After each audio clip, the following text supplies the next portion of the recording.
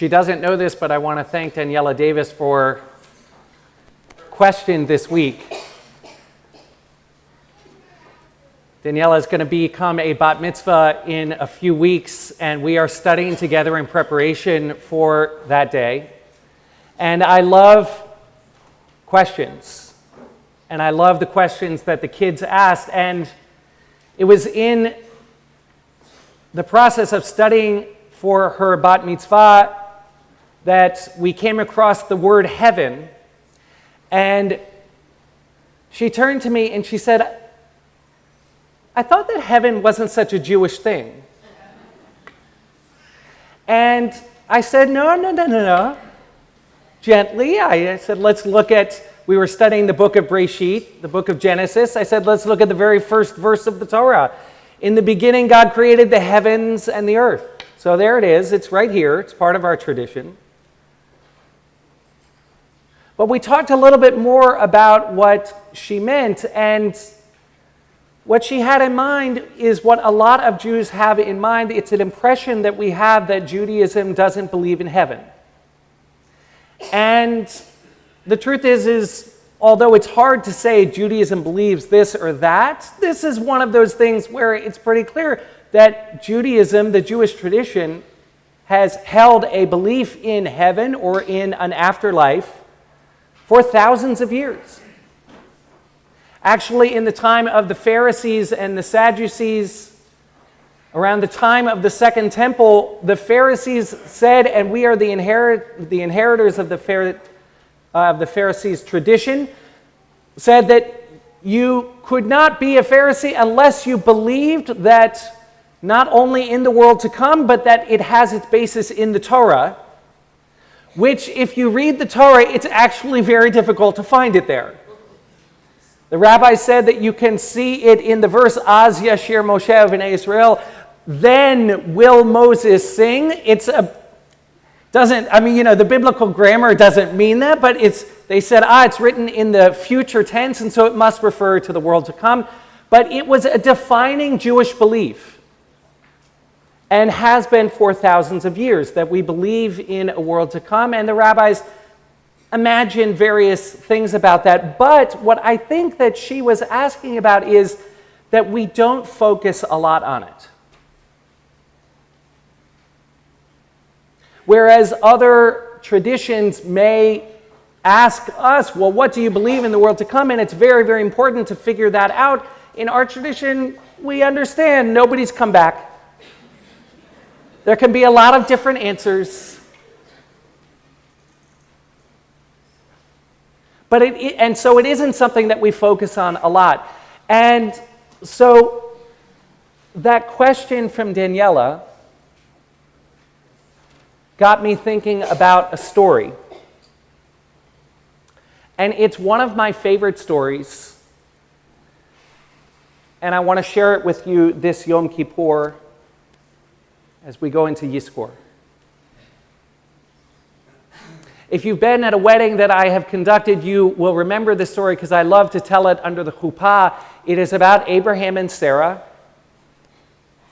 who are visited by three guests, three malachim, the Torah will tell us later, three angels who come with various purposes, the first of which is to give news that Sarah is going to have a child. That child will be Yitzchak, and it is through Yitzchak that the covenant will be passed on. And Sarah and Abraham's tent was an open tent. One of the reasons I like to talk about that under the chuppah, that the chuppah is open on all sides and reminds us of the value in the Jewish tradition of hachnasat orchim, of welcoming guests, of welcoming people into our home. And at that moment, Sarah and Abraham are welcoming guests, and the Torah tells us that they go to prepare a feast. Abraham says, bake some cakes, and he runs off to get a calf. And they're going to make a feast. And then they come back and they have the feast. That's the story in the Torah. But in the Zohar, there's a story within a story. There's a story that takes place between the lines, and this is how it goes. That Abraham runs off to get a calf, and the calf runs away. Smart calf. And the calf runs across a field, and Abraham runs across a field. And at the edge of the field, there's a cave. And the calf goes into the cave. And Abraham goes into the cave. And he's walking farther and farther back. And he sees that in the cave there's a river. And he walks farther and farther back and realizes that as he gets farther away from the entrance, the river is not a river of water, it's a river of light.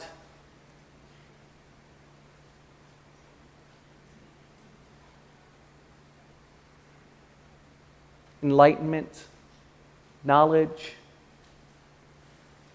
The cave, of course, is the cave of Machpelah, where Abraham will be buried. It's a story about confronting the meaning of our own deaths, the meaning of our own lives. So Abraham goes and follows the river of light all the way back, and at the back of the cave, he arrives to the Garden of Eden. The Garden of Eden, where the Torah tells us no human being will ever be permitted to go back to. Because there is a cherev mitapechet, there is a revolving sword, a flaming revolving sword that keeps anybody from going back there. But Abraham has somehow managed to do what no human being has ever managed to do, to get back to the Garden of Eden. And that's where the story ends in the Zohar, but one of my teachers, Rabbi Lawrence Kushner, in his book, The River of Light, that gets its name from this story, asked the following question. He says, I understand that that's where it ends in the Zohar, but you have to figure out, how do they get back? In other words, we know that they go and have lunch, so how does the story continue? And he imagines that at that moment, Abraham hears a voice. He hears a voice, and it sounds like this. He said that the voice calls out, Abe, Abe, where are you? We've got company. And it's the voice of his wife, Sarah. And at that moment, Abraham has to make a very difficult choice. Should he stay in the Garden of Eden, having achieved the spiritual heights that no human being can ever imagine and that nobody was supposed to be able to achieve? Here he is. He's sitting in the Garden of Eden, bathing in the divine presence. Or should he leave? And Rabbi Kushner says the tricky thing about that choice is that if he chooses to stay in the Garden of Eden, to stay in paradise, he'll lose paradise. But if he decides to leave, then he'll have it forever.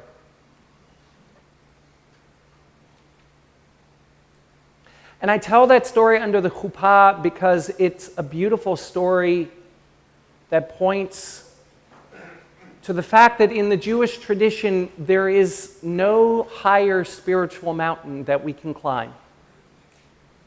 There's no peak moment higher than that moment when we sit and we have lunch with someone who we love, and we share our home with guests. And I think what that story has to teach us is about how this world, not heaven, not a world to come, but this world in which we live, is the most precious, precious world.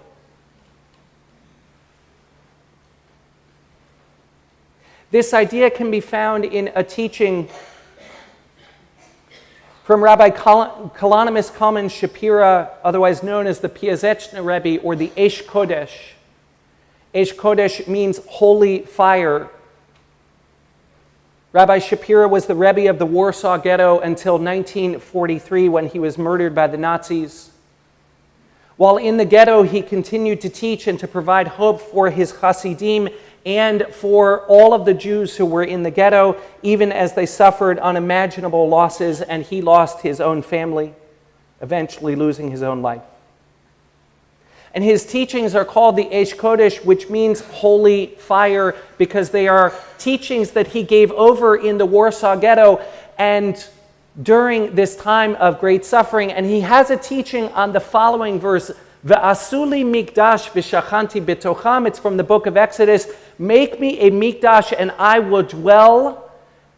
And what you expect it should say is v'shachanti betocho, I will dwell in it. But what the Torah says is, make me a mikdash and I will dwell bitocham, amongst them. God is saying, make me a sanctuary and I will dwell amongst the Jewish people. And Rabbi Shapira, the Eish Kodesh, says that this is a good thing for the Jewish people. Of course, we want God's presence to dwell amongst us, but it's not only good for the Jewish people, it's also good for God. Why? Because if you look at the Ark of the Torah, one of the things that we find is that the God that we encounter in the Torah is a God who was alone and creates a world and desires to be in relationship. And says Rabbi Shapira that God desires to be revealed, to be known, to be understood, just like we do. And the primary place where that can take place is in what he calls, and the mystical tradition calls, the world of Asiyah, which is this world. It's in the physical world. And he says that souls start out before we are born into the world at a lower level, and when we die, our souls finish at a higher level. And the reason for that is because when we are in this world, we have the capacity to reveal God's presence in this world, and that when we do that, our souls are elevated.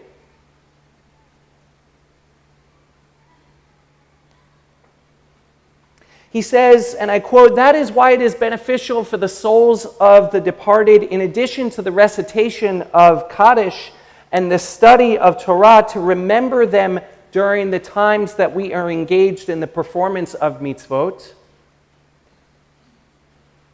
And not just remembering them, but binding ourselves to them soul to soul, in order to perform a mitzvah or study Torah together.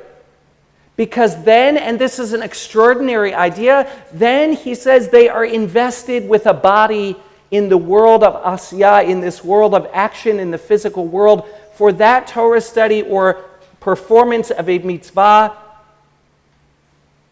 affects an intensified revelation of sanctity. If God himself, as it were, desires to dwell within each Jew, then all the more so how beneficial it is for the souls of those who have departed when their aura dwells within the Jewish people, so that they can perform Torah and mitzvot together with the living."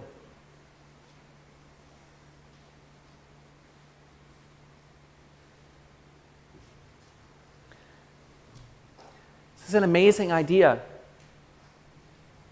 but we skip over it.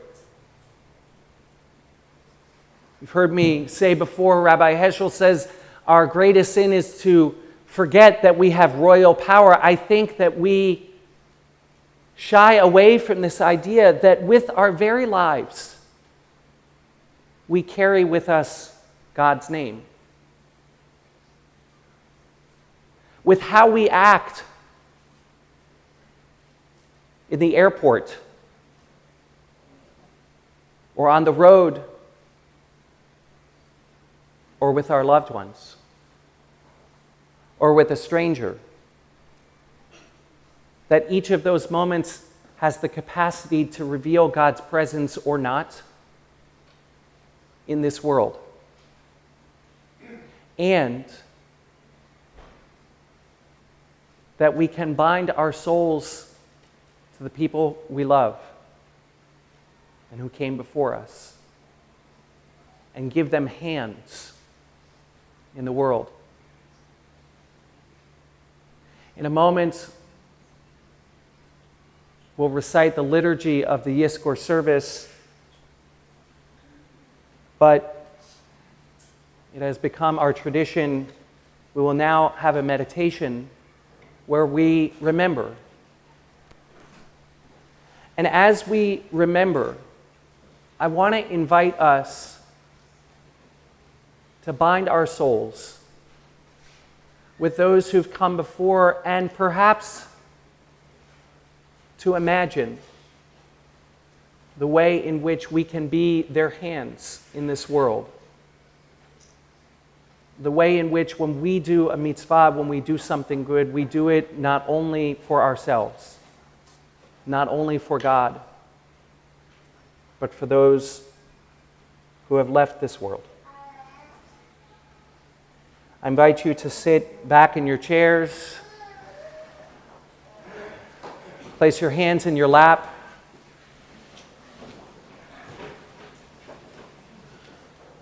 To close your eyes.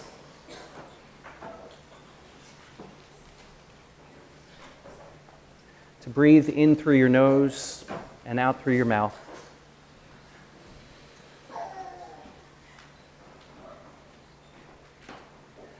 And in through your nose and out through your mouth to breathe again. And to focus on your breath.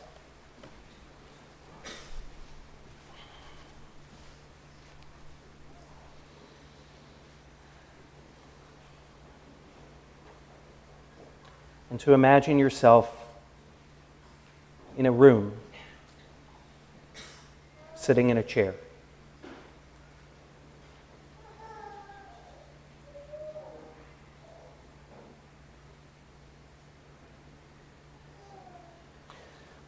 There are other chairs in the room that are close to you that are empty.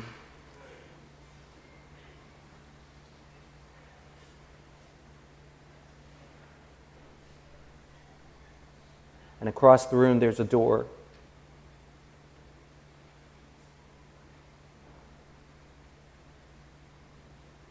And it opens. And through the door comes someone you love, who you remember today.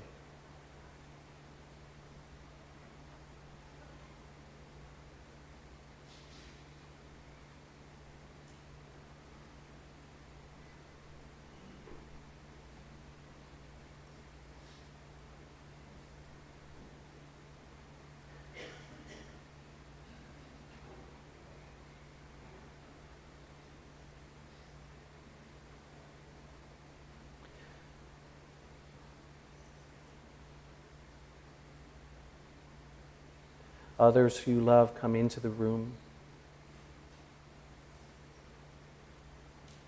You take the time to hug them.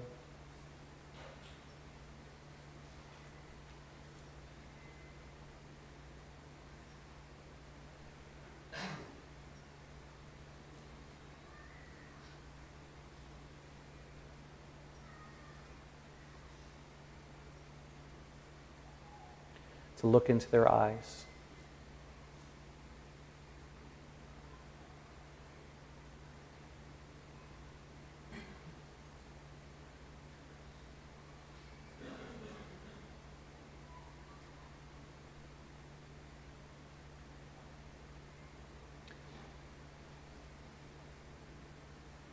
You take their hands. And remember that familiar touch.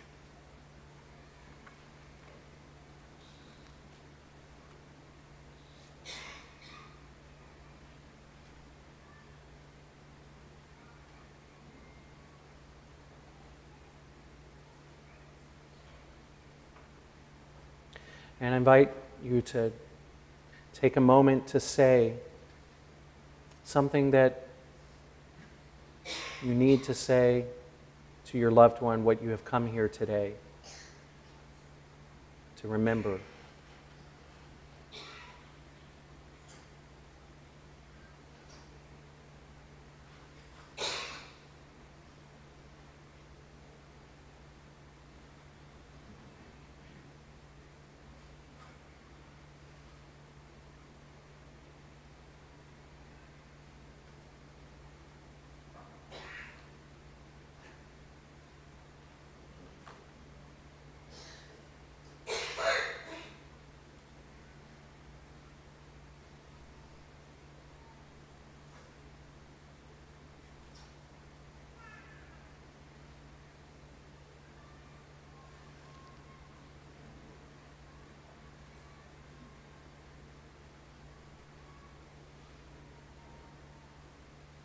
With each person, one by one,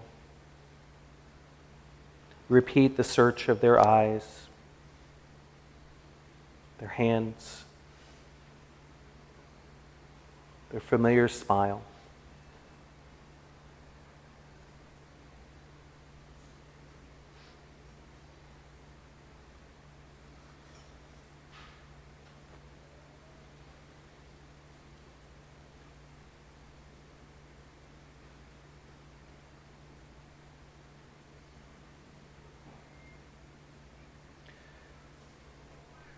When you've spoken those words,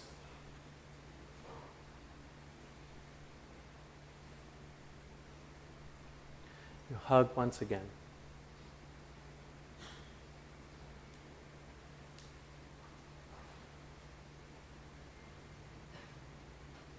Squeeze their hands.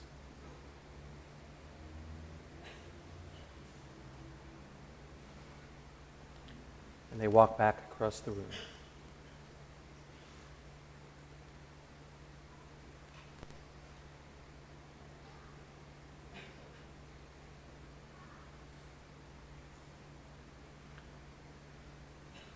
And they leave.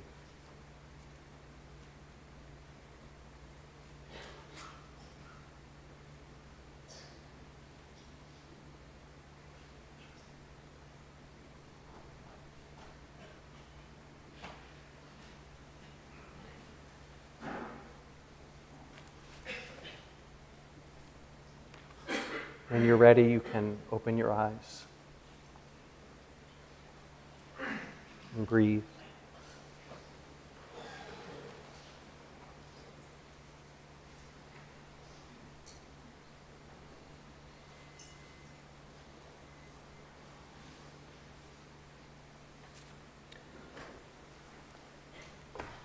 We rise and turn to page 290 of the Yiskra Circus.